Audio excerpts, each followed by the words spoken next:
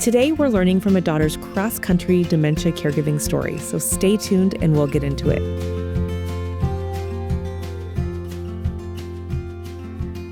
Hi, Dr. Lakelyn here. I'm a gerontologist and caregiving advocate for Homestead, an honor company. I'm glad you're taking the time to join me. These conversations are a space for learning, reflection, and support. And I invite you to subscribe to Caregiver Chats on Apple, Spotify, or wherever you get your podcasts. I also love hearing from you. You can email me anytime at caregiverchats@homesteadinc.com. Before we dive in, I just wanted to provide a quick life update. My husband and I welcomed baby number 2, our sweet little Evelyn, to the family. And now I'm excited to be back in the Caregiver Chat studio recording some fantastic guests for 2026. All right, now back to today's episode. Today's conversation is one that I know will resonate so deeply with many daughters and family caregivers listening.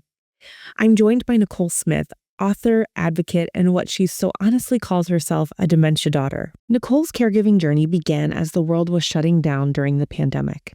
She found herself supporting not one, but multiple family members living with dementia. Her mother, father, and stepmother, all living across different states. Along the way, she had to learn an entirely new language of caregiving, one that intersected with healthcare, legal systems, and financial decision-making, often all at once. Nicole has transformed her lived experience into advocacy. She is the author of Diagnosis Dementia, a powerful blend of memoir and practical guidance. And she leads a Daughterhood Circle, a space designed to connect and empower caregivers. I'm really looking forward to chatting more with Nicole and hearing her story. Hi, Nicole. Welcome to Caregiver Chats. I am so glad you're here.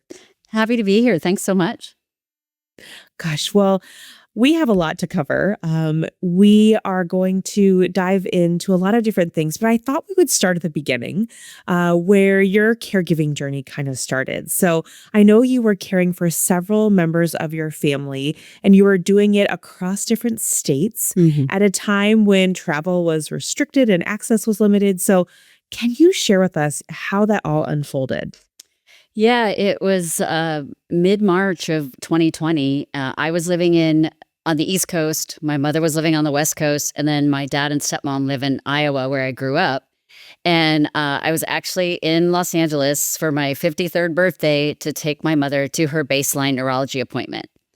Wow. And at the time, I went at the request of my aunt, who's a nurse and my mom's older sister, and she said, you need to go to this appointment with her. So I said, sure. And this was right when COVID was new and nobody knew really what was going to happen and things weren't shutting down yet. And we weren't sure if they were going to shut down. And so I went to the appointment with her, and I just thought this was a typical, as we get older, we get our mammograms, we get our pap smears, we get our blood work done. And I thought, well, maybe a neurology appointment is just something you get when you're in your mid-70s. Like I had no clue what was about to unfold. And so we went to that appointment. There's a long story there, but we made it through, and I made it home, and then the world shut down. So that's how it all started.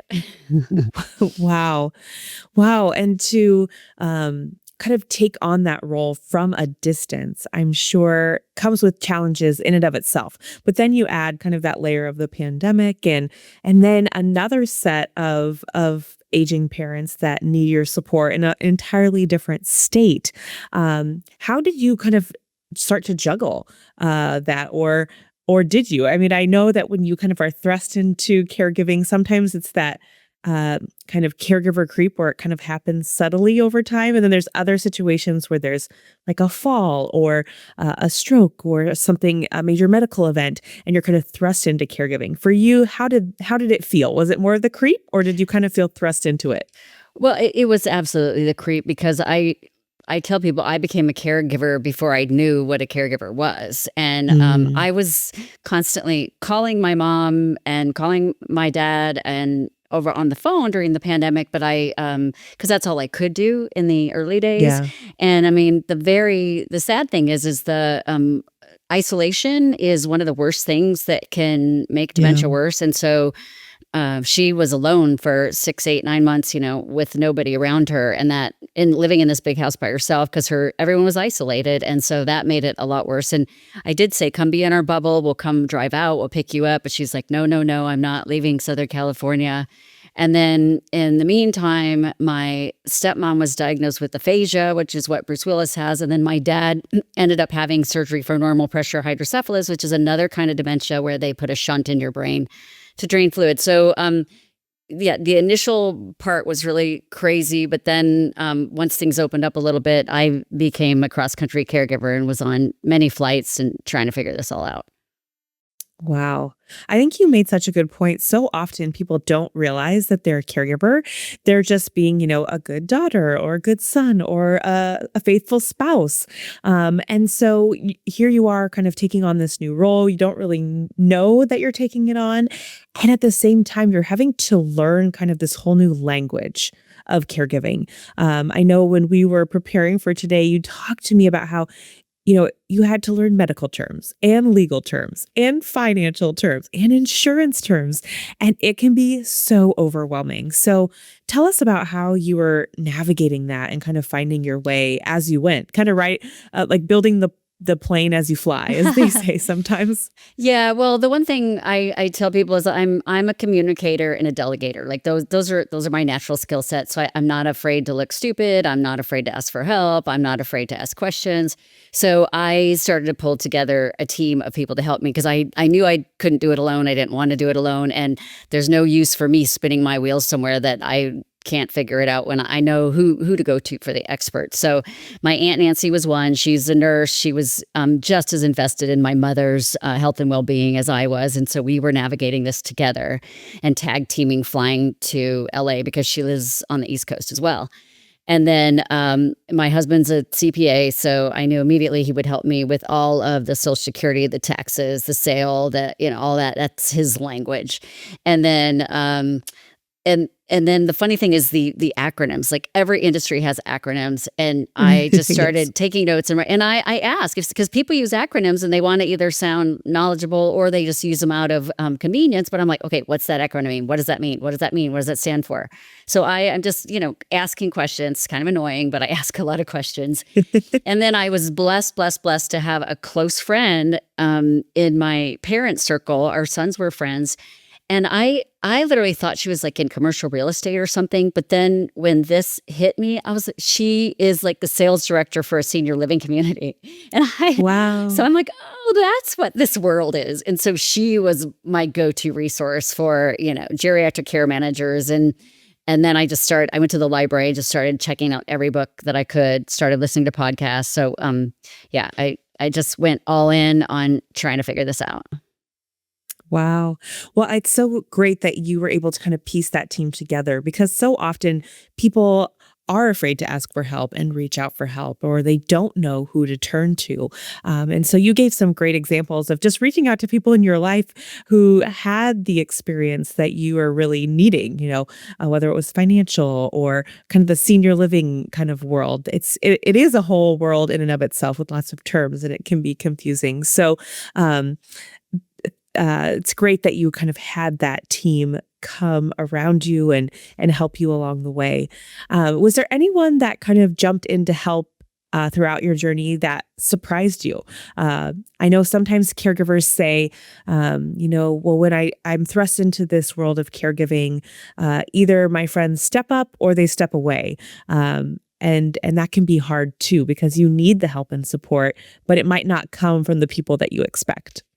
Yeah, I know, I know I'm crying, but it's it's the thing we have to do is we have to give grace to those that aren't able to absorb that emotional journey or help, or because some people mean Mhm. well and they say they want to help, but then something triggers and then they just have to step away because they can't deal with it. And also, Mm. I talk about well, I don't talk about it in the book, but I fought fiercely with my sister and blocked her from all contact because we were fighting through this because she had asthma Mhm. and she was scared she was going to die. And I'm like, well, you need to go see mom anyway. And like, so it's just, it gets into a big storm really fast. But The one example of this is when I went to go clear out my mother's house. It's a long story, but there were two neighbors, and the one neighbor was like, "Anything you need, anything at all, I can help." Over and over and over again, saying helping. So then the minute I finally turned to her and be like, "Hey, I need to drive like 10 carloads of stuff to Goodwill to kind of get rid of this,"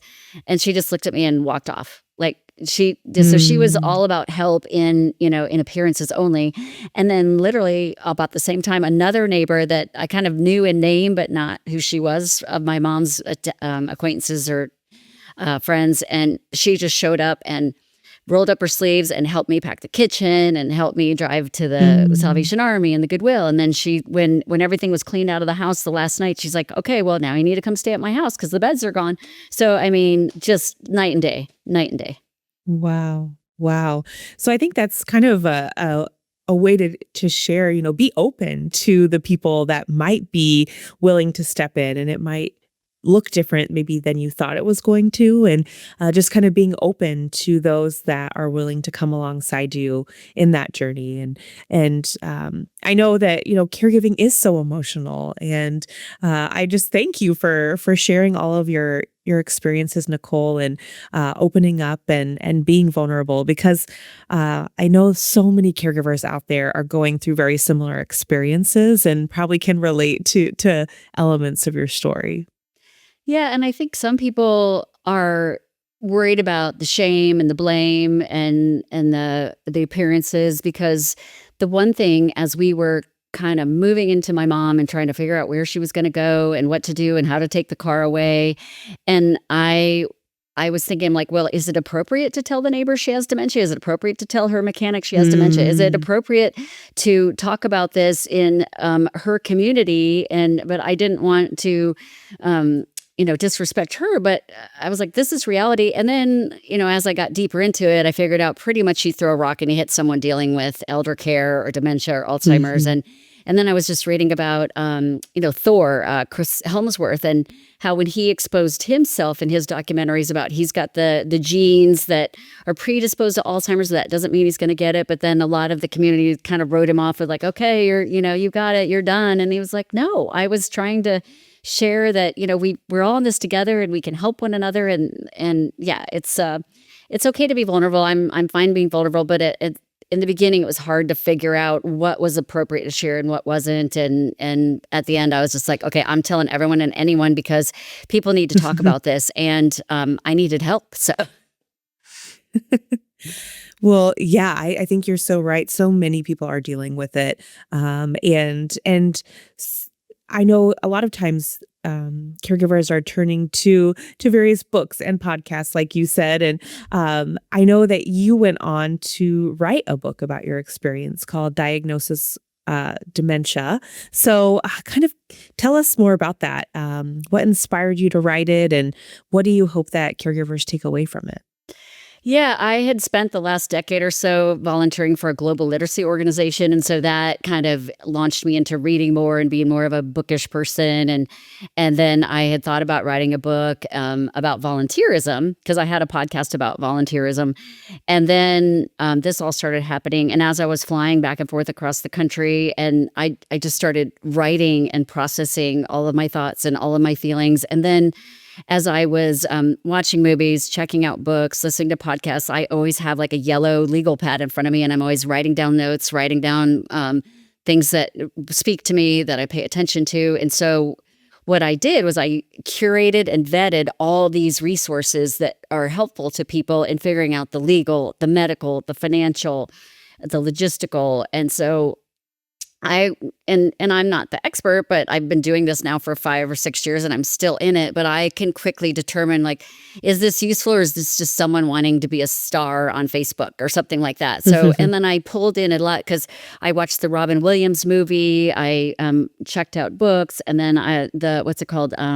Love Conquers Alts podcast. So I just kept kind of digging and finding the ones that I found really, really helpful that I thought others might be helpful too, to save them the time and energy in sifting through this vast care economy to figure out what's helpful. Yeah, and I think that the care economy is, continuing to grow, Yes. which is a good thing. That Yes. means people are, finally bringing this topic to the forefront. But to your point, it can be so It's a overwhelming. lot of So noise. yeah, so it's so great that you were able to kind of distill all of that into your book. And of course, we've linked to it in the show notes. Um, and and in addition to kind of your dementia caregiving journey, I know that you're also a sandwiched caregiver. You have children of your own and you're caring for aging parents. So can you talk to us a little bit about what that part of your journey has been like? Because again, there are so many people out there that are in the same boat. Yeah, you're just trying to make me cry, I think. No, I'm just kidding. No, That's not my goal. no, I know, but we need to cry because we have to Yeah. laugh and we have to cry. We have to do it together. Absolutely. So yes, I have 5 children and I have 3 parents with dementia. So that's actually my second book is going to be all about navigating the sandwich generation because it's been a couple years since the dementia book came out, and like you said, the care economy continues to expand. There's new resources, there's new places new support groups, new help. So again, but it's still overwhelming and confusing to figure out like which ones really work and which ones are most helpful. And and everyone has their own criteria and opinions, but I try to break it down so it's not the giant overwhelm that you see coming into caregiving. So yeah, I mean, and then to the perfect point, my mom, so it was a giant crazy mess, and then she ended up going into behavioral health with a psychotic break and the dementia diagnosis. And then within the year, my 25-year-old daughter ends up in behavioral health for anxiety and anxiety and depression. So I had it going on both ends, when I'm literally worrying for their lives and their mental capacity. So, and there's just multiple examples of that. And so I just wanted to share those stories and share that, yes, this is not easy. And then driving is another perfect example. My mom wouldn't give up her car, wouldn't give up her keys, was just really, her driver's license had been revoked, but she refused to believe it because she had dementia. So she believed whatever she wanted to believe.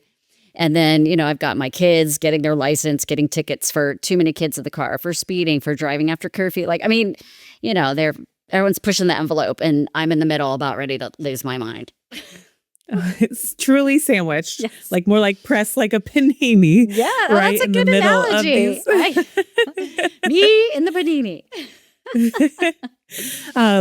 If you were talking to another caregiver who's kind of going down that sandwich generation kind of or sandwich caregiving situation, what kind of things have you found along your journey that you would share with somebody who's maybe kind of just starting out in that kind of feeling that sandwiched pinch? Yeah. Okay. So here it is. Manage expectations, right? So as women, you're up, you gotta get your career going, you gotta have kids, you gotta do it all, you gotta volunteer, you've gotta be fabulous and look fabulous, right? So as women, it's like you just can't have it all. You can't do it all. Like, and I worked when my first daughter was born, and then I left the workforce when my second child was on the way. But we can't do it all. You can't be perfect at home and do everything with your kids, and you can't be perfect at work all the time. Like it's a balance. It's an alignment. So the same thing with caregiving. You have to manage your expectations and cut yourself some slack and give yourself a break and know that you can't do it all. So that's why I call it caregiving whack-a-mole. Like, take inventory. What needs your attention right now? What is your attention? What's demanding your attention? Is it legal? Is it medical? Is it financial? And then if there's nothing, the undercurrent of stress is always there. It's always there. So if you've got a little bit of time and there's no crisis unfolding at the moment, then kind of try and get ahead of the game. So, get the legal stuff in order or review. Like right now, I'm reading books on what happens when your person passes away, because all 3 are still living and they could live another 2 years, 5 years. I don't know. But I'm already starting to kind of get ahead of the game and think about, okay, well, body donation, cremation, like just trying to figure out all that stuff, because that's coming down the pike. I like that, caregiver whack-a-mole. That's a good way to describe it. But yeah, just kind of, I like your tip of what needs the attention kind of right now and focusing on that, because it can be hard to focus on multiple things at once. And so that kind of trying to balance is good. And maybe you're the one that needs attention. Maybe the caregiver needs attention, because caregivers don't pay attention to their own health and well-being. They don't go to the dentist, they don't go to the doctor, they don't get their checkups. and you need to focus on yourself. I know everyone hates the term self-care and it's so overused and it's so annoying, but just something small, read a book, go for a walk, have a phone call with a friend, go outside and just sit in the sunshine. You've got to. I was at a panel the other day, and she said, "Just note, are you more snippy and irritated with people? Are you missing deadlines at work? Are you just exhausted? Like you need to pay attention to yourself, and that's important too, because if you're not there, who's going to pick up the slack? Then everything's going to be 100 times worse. So if the thing that needs attention right now is you, make sure you pay attention to that and address it." That's such a good point. So, Nicole, I know we talked about how identifying as a caregiver, a lot of people, they don't identify as a caregiver. So was there like a moment or kind of an escalation of things that made you kind of reflect on, well, maybe I am having to really step up my responsibilities. I really am taking on this role of a caregiver. Yeah, I don't have a flagship aha moment, but I think it was just, I just was stepping up. My aunt said, go to LA. Okay. And now my stepmom's got this. And I was like, okay, well, they don't have their legal documents done. So I have to fly there and figure out hire an elder law attorney in Iowa because it's different than California. And then, I feel like I was just kind of, like I said, whack-a-mole, just what's in front of me right now. What's the most immediate thing I need to take care of right now? And I just do it and pull in resources as I see that I need, hire the elder law attorney, talk to a nurse, get my husband to look at this financial document, figure out the trust and finding the setting up a new account and figuring all that out. So I feel like for me, it wasn't a giant physical illness, acute incident, because my parents are all very, very healthy physically, but the mental thing, it definitely threw a loop for everybody with all these dementia diagnoses. So I feel like for me, it was just, I'm a people person and I know a lot of people and I love people and I'm not afraid to ask people for help. And so find your people and pull them in. And if they say no, just let them go. And you touched on this earlier with the universe. If you believe in the universe, like I believe the universe will send you someone if you're open to it. And it may come from 2 or 3 connections away. But the other thing I was going to say about being in a sandwich. So, I have these 5 kids and they were little and I didn't have them in every single activity, but I had, one was in Girl Scouts and one played hockey and one was in track and one was in swimming. And so people would ask me like, how do you manage all these activities? And I said, I'm shameless about asking for carpool help. Like, can you take this? And I reciprocated. I'm like, I can take this group and I'll take these people, because I wasn't working outside the home, but I had mom friends that were. And so then I would pick up their kid and drop them, whatever. So it was, and then again, a couple of times people said, no, I don't have room in my car, or, that was their excuse. I'm like, fine. I'll to the left, let's go. Like, so, yeah. So I said, you just got to find your people, or find 1 or 2 people you can totally count on. So that whether it's your church or your neighbors or your coworkers or your mom group or your book club, like there are people around. And like I said, everybody is going through this. You are not in a silo. You are not alone. You are in good company, and we need each other. Mhm. Yeah, absolutely. Very well said. When I think finding that community is really helpful. And I know a lot of caregivers join like some sort of support group or virtual group. And one that you're very involved in is the Daughterhood Circles. So I'd love for you to share about that, because Daughterhood is a wonderful organization. We'll put the website in the show notes so people that can learn more about it. But tell us about Daughterhood Circles. Yeah, so it's a community, an online support community for caregivers for daughters, but also for sons and aunts and spouses and anybody else, anybody who's struggling and just wants to talk about it. So there's like 5 to 8 offered every week online, and all you do is just put in your email and register, and then you get a Zoom link and you show up, and you don't have to put your camera on, you don't have to put your mic on, you can just listen. And there's topic circles, and then there's connection circles. So a topic circle might be a therapist or an elder law attorney or someone explaining more in depth the topic. So if you're in that whack-a-mole and you've got legal, or you've got discharge or you've got dementia or something you want to learn more in depth about, you can log into that circle. But if you want a connection circle where you just need to vent, cry, share, listen, you can log into a connection circle, and they're all very confidential. It's just a place for you to just be, and and that's what people say. They're like, "Oh my gosh, I'm so glad that I found this place. I'm so glad I showed up." Because so many of them, they hear about daughterhood and it takes them a year to get there, a year to show up for it. But it's Wow. caregiving is all consuming. And you're like, I don't need one more Yeah. thing. I don't need one more thing. But this is the thing you need to do. You need to do this for you. And you can do it from your house. You can have your person nearby. You can keep an eye on them if you need to. But it's very, very helpful. And there's other ones out there. Seth Rogen with Hilarity for Charity, and Lisa Gibbons. There's so many, and the celebrities also have a big presence. Emma Hemming Willis. Like there's a lot more coming on the scene for people. But of course, I'm a Daughterhood fan. It's been around for a decade, and it's an amazing community. And there's also a podcast, Daughterhood the podcast. So. Well, thank you so much for sharing. And I think you're right. It might take a caregiver a while to step into that Zoom room, that virtual circle, but just the connection. And you talked earlier about isolation of the person maybe living with dementia, but there's a lot of isolation that occurs for caregivers too, because while so many people are experiencing caregiving, they might not be talking about it or connecting with other caregivers. So joining a virtual circle or support group can be just so powerful in knowing you're not alone in your journey. There's others, and sometimes just hearing somebody else going through something similar just is almost a weight lifted, like, oh gosh, they get it. I'm not alone. Did you ever have those moments within the circle? Oh yeah, I mean all the time. And the best thing that I see happen in the circles is when somebody's. I just keep crying today. I don't know.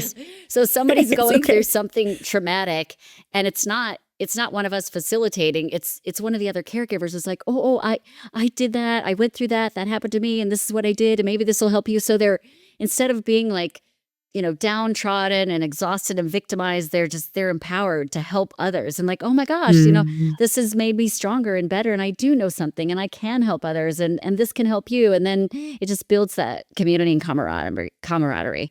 It's great. It happens practically every single time. Every time. that's amazing. And that resource sharing, I think, again, is so powerful. And I know that you have compiled so many of the resources that you have found helpful along the way. But especially as a long distance caregiver, what were some of the resources that you were so glad that you tapped into, or excited that you found? Could you just maybe give us a few of those resources?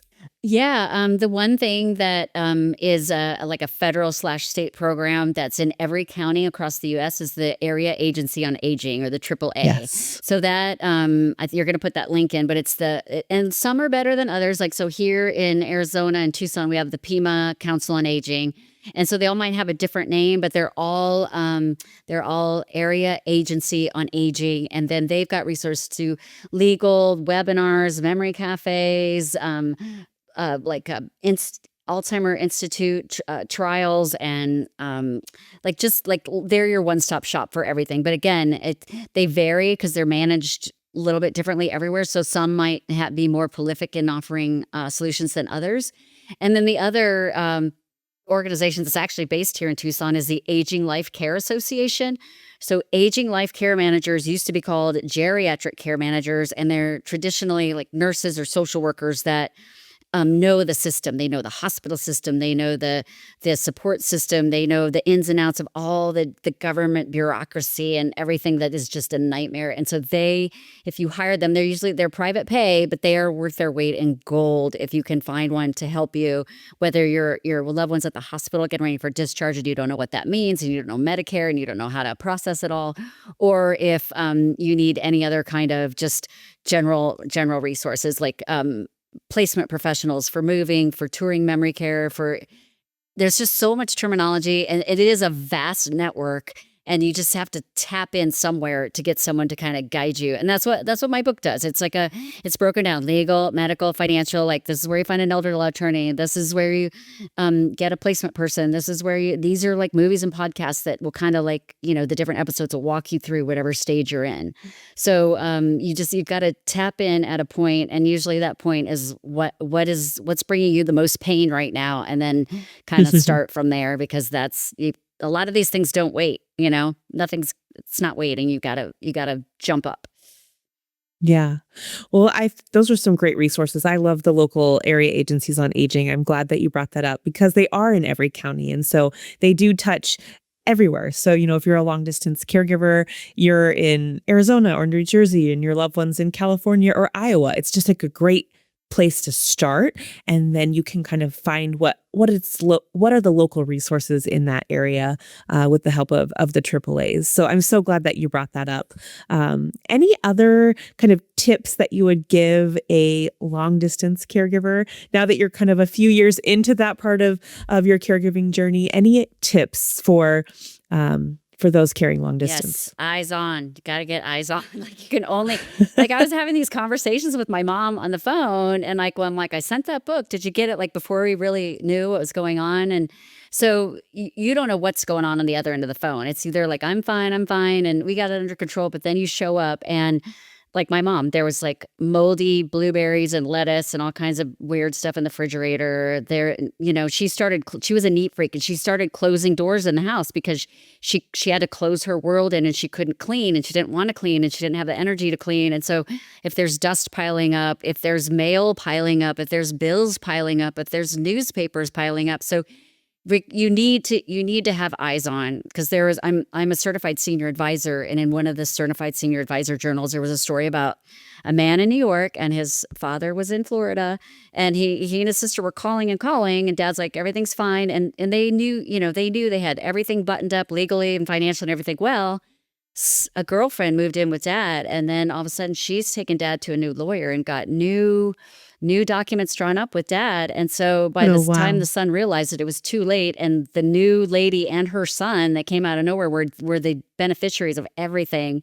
And he spent, I think, $100,000 in legal fees trying to figure it out. So you've got to have eyes on. Like, make it a priority to have you or your sibling or someone visit, no matter how far it is. Make it a priority to get there and get eyes on, so you can really understand what's going on, because you can't rely on what's being said over the phone. And then I just got really shameless about stealing my mom's documents and copying things and stuff, because it was 2 steps forward and 1 step back, and I was scrambling. So my book reads like a suspense novel, because it's like, what is my mom going to do next?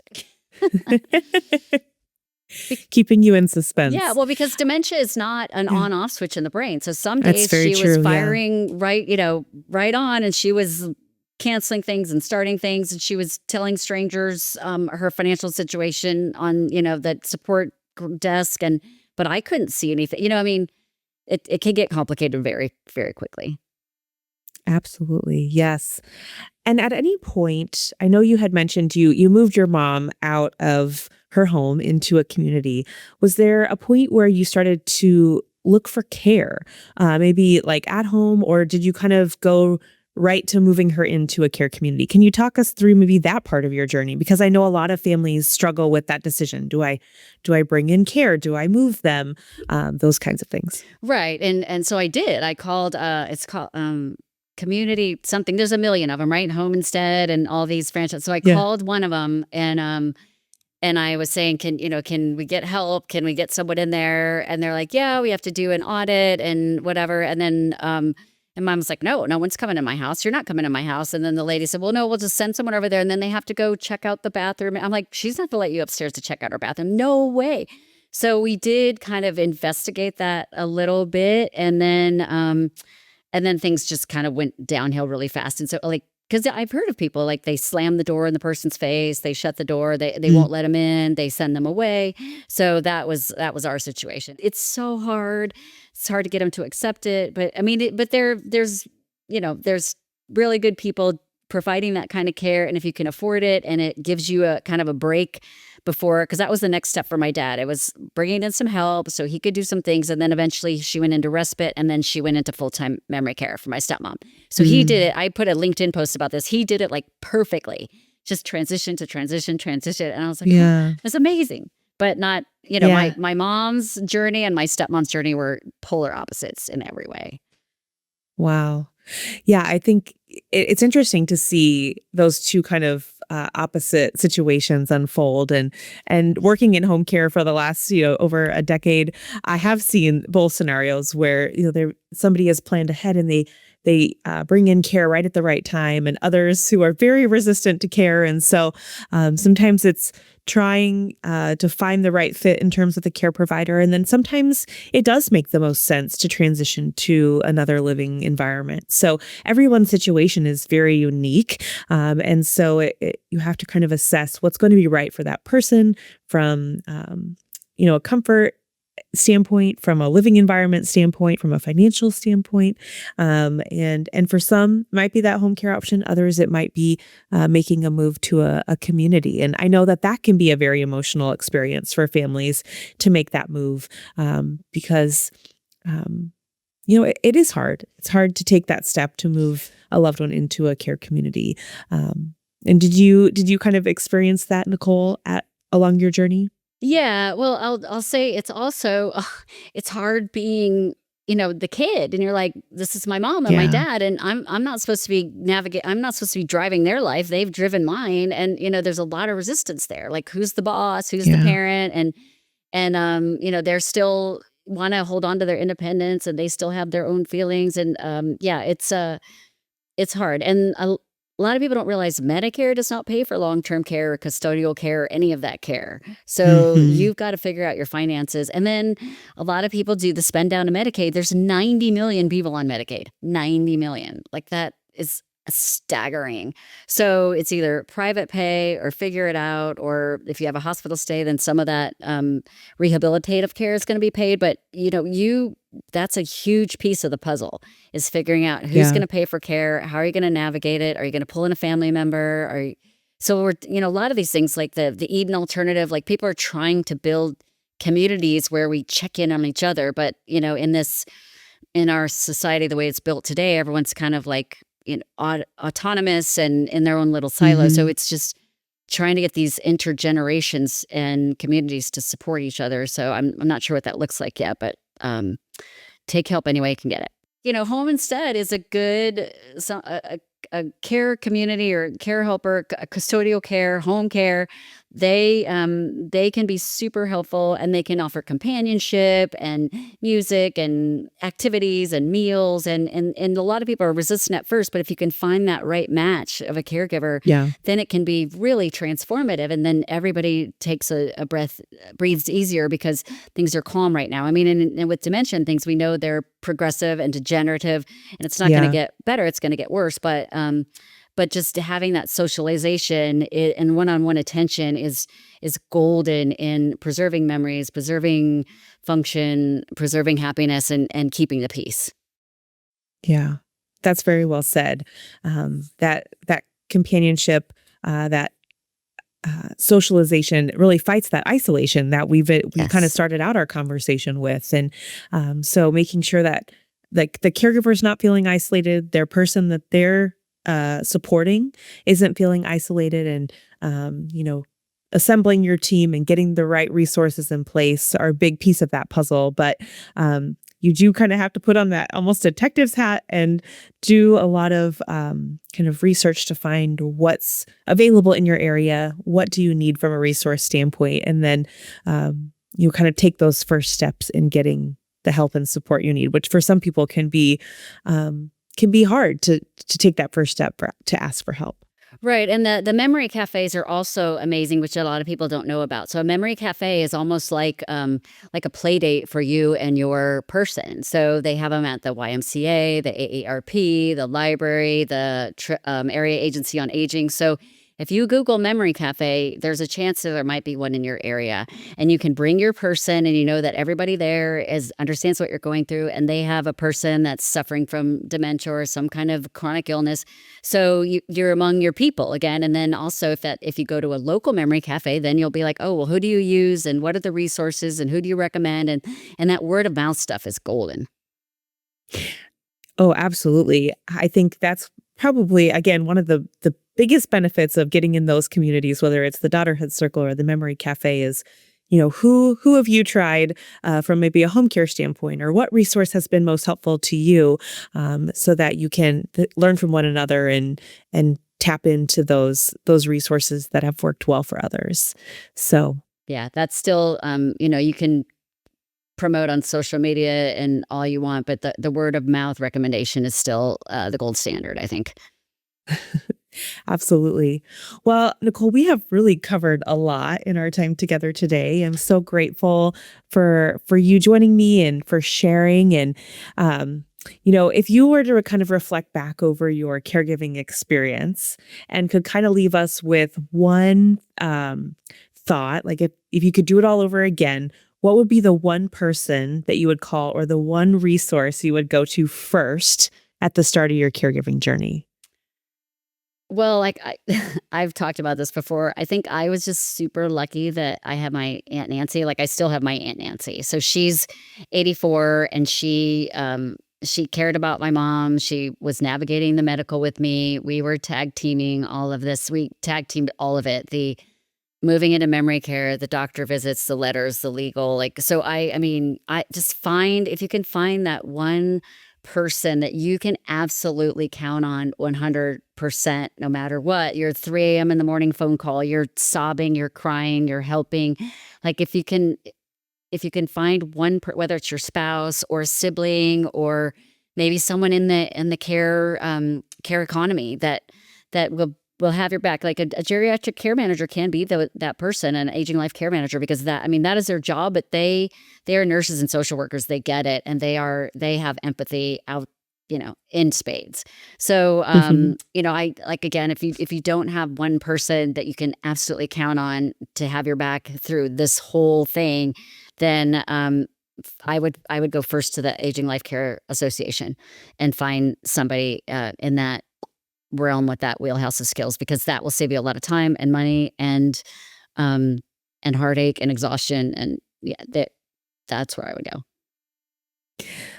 Thank you so much for that tip, Nicole. And again, thank you for sharing your journey. And I know you're still in the thick of it. And so we just appreciate you for all that you do in terms of, gathering resources for your book, Diagnosis Dementia, for leading the Daughterhood Circle. I know you're in the midst of it still, but you're giving back in so many ways. And that is incredible. So thank you for all that you do and for joining me today. It's been such a pleasure getting to spend time with you and talk with you.